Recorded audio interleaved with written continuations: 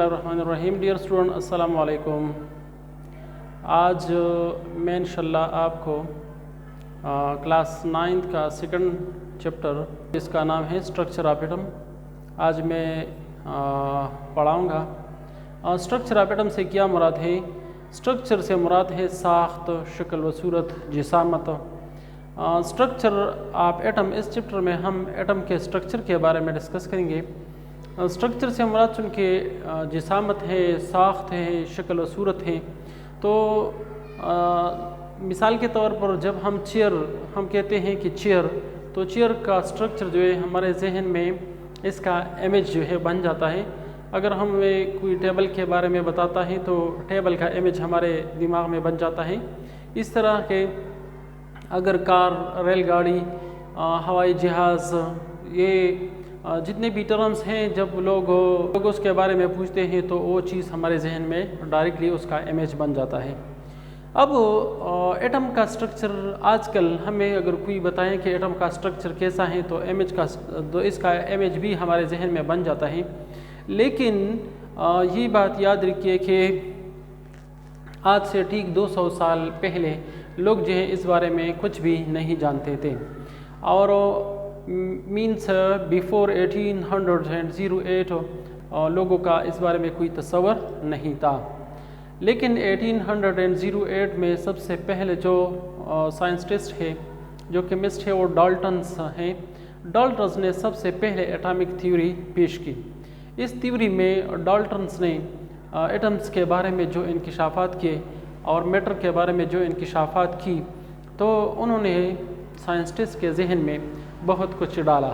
और इसके बाद जो है डिफरेंट साइंटिस्ट जो है मैटर के पीछे पड़ गए और इस पे तहकीक करने लगे कि आया ये जो डाल्टन्स कह रहे हैं, डाल्टन्स की बातें किस हद तक ठीक है। तो उस वक्त जो है 1808 में जाहिर बात है कि डाल्टन्स का जो थ्योरी था ये एक बहुत बड़ा कारनामा था, और आज भी हम इससे इनकार नहीं कर सकते चूँकि डाल्टन्स ही था जिसने एटम का तस्वर पेश किया। साइंस और मेथड साइंस में मैंने आपको पढ़ाया था कि थ्योरी जो है ये साइंस का वो स्टेप है जिसमें हम प्रैक्टिकल करते हैं, एक्सपेरिमेंट करते हैं। ये प्रैक्टिकल स्टेप है साइंस का। लेकिन इससे ला कब बनता है? मैंने आपको बताया था कि जब बहुत अरसा गुजर जाए। और दूसरी बात मैंने आपको ये बताई थी कि जब इस पर कोई इतराज़ न हो। तो ज़ाहिर बात है डाल्टन्स एटॉमिक थ्योरी पर 200 साल का अरसा, बहुत तवील अरसा गुजर चुका है। लेकिन आज भी डाल्टन्स एटॉमिक थ्योरी को हम थ्योरी कहते हैं। क्यों कहते हैं? वजह यह है कि डाल्टन्स ने जो थ्योरी पेश की थी उस वक्त तो दुरुस्त था, लेकिन बाद में साइंटिस्ट ने जब तहकीक की और इस डाल्टन्स एटॉमिक थ्योरी के चंद पॉइंट्स जो हैं उस पर एतराज़ात उठाए गए, इसी वजह से वह भी थ्योरी है। तो आइए हम पढ़ते हैं कि डाल्टन्स एटॉमिक थ्योरी में डाल्टन्स ने कौन से पॉइंट्स को डिस्कस किए थे, कौन से पास्टुलेट्स है डाल्टन्स एटॉमिक थ्योरी के, और इस पे किस किस्म के एतराज़ात उठाए गए हैं। Matter is compose of extremely small particles called atoms. ये डाल्टन्स का पहला पॉइंट था कि वो कह रहे थे कि मैटर जो है वो एक्सट्रीमली स्मॉल पार्टिकल्स पर मुश्तमिल है, जिसको हम मैटर कहते हैं।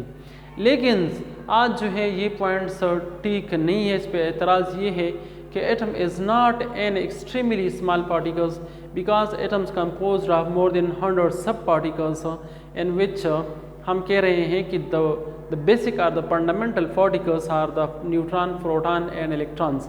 Out of these three fundamental particles, the chemists say that the mass of electron is negligible as compared to the mass of proton and neutrons. So जब electrons का mass negligible है, electron से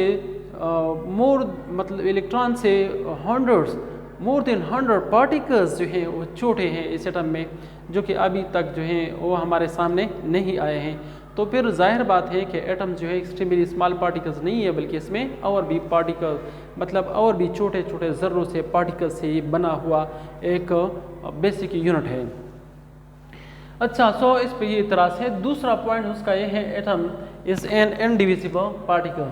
atom is an indivisible particles. चूँकि उसने जो पहला postulate पेश किया डाल्टन्स ने, वो कहते हैं कि इसका matter composed of extremely small particles, और जाहिर बात है कि जब एक्सट्रीमली स्मॉल पार्टिकल्स हो तो इसको फिर हम और मज़ीद जो है सिंपल नहीं कर सकते, इसको और मज़ीद छोटा हम नहीं कर सकते।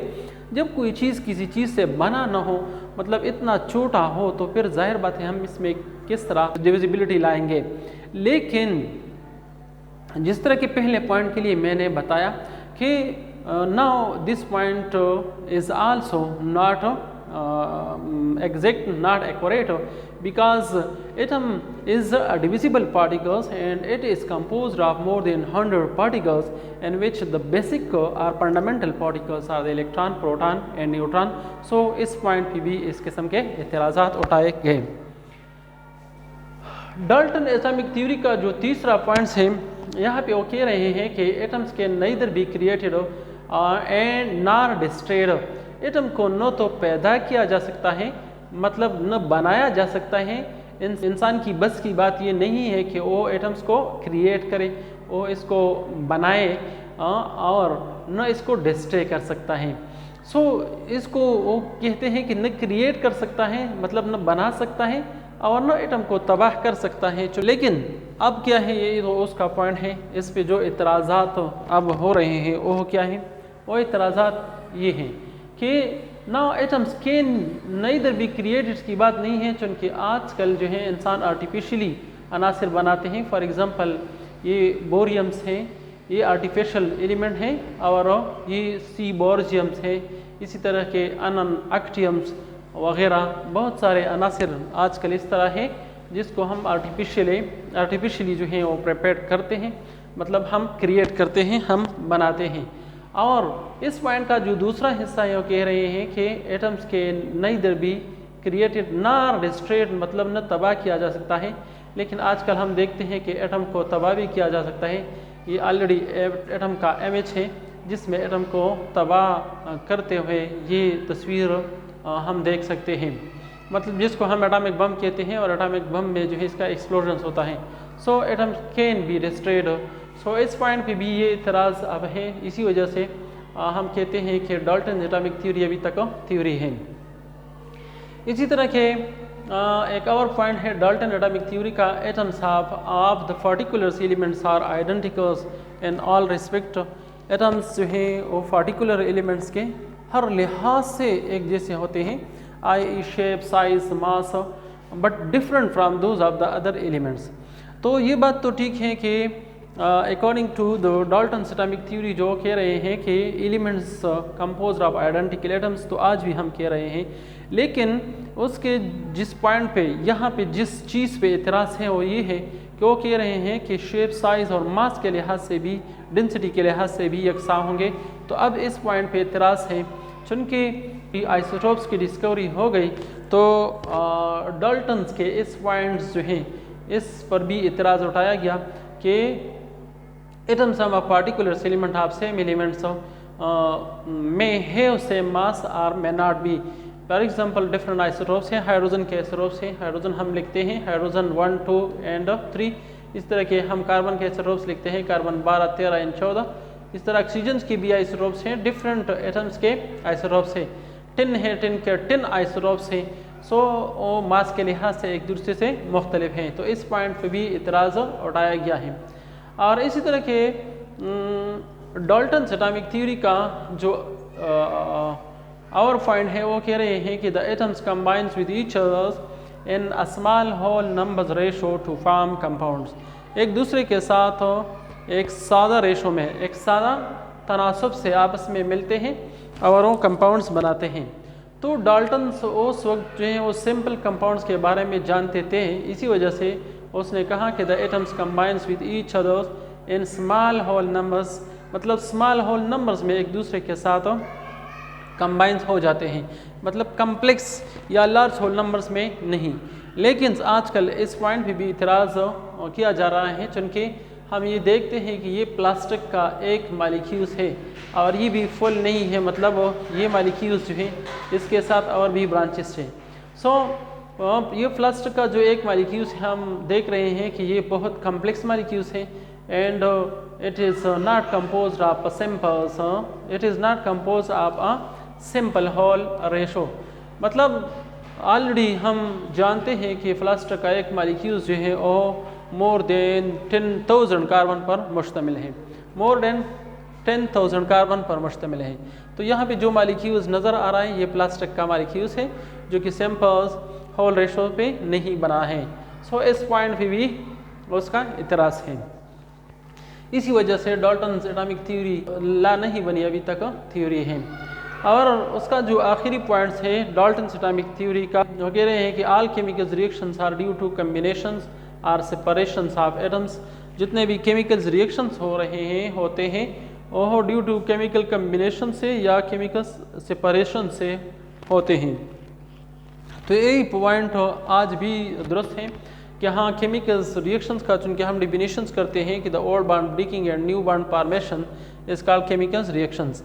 मतलब ये केमिकल रिएक्शंस आज भी इस तरह होता है जिस तरह के उसने बताया था कि chemical reactions are due to combinations or separations. तो अगर यहाँ पे हम देखें तो ये CH4 है, CH4 में सेपरेशंस होता है, मतलब ये कार्बन और हाइड्रोजन एक दूसरे से सेपरेट हो जाते हैं। ऑक्सीजन है ये भी एक दूसरे से सेपरेट हो जाते हैं और यहाँ पे ये ऑक्सीजन जो है इस कार्बन के साथ मिल जाते हैं, कम्बिनेशन मतलब उसका हो जाता है। यहाँ पे हाइड्रोजन और ऑक्सीजन का कम्बिनेशन हो जाता है, पहले से सिर्फ ऑक्सीजन थे और अब यहाँ पे 2 हाइड्रोजन और 1 ऑक्सीजन इसका कम्बिनेशन हो चुका है। तो इस पॉइंट्स पे मतलब ये पॉइंट आज भी डाल्टन्स एटॉमिक थ्योरी का दुरुस्त है, आज भी इस पर कोई एतराज़ नहीं है। सो ये है डाल्टन्स एटॉमिक थ्योरी। उसने जो फासुलेट पेश किए ज़ाहिर बात है कि उसके ज़्यादातर फासुलेट्स पर एतराज़ उठाया गया है। इसी वजह से डाल्टन्स एटॉमिक थ्योरी जो है वो आज भी एटॉमिक थ्योरी है, वो ला नहीं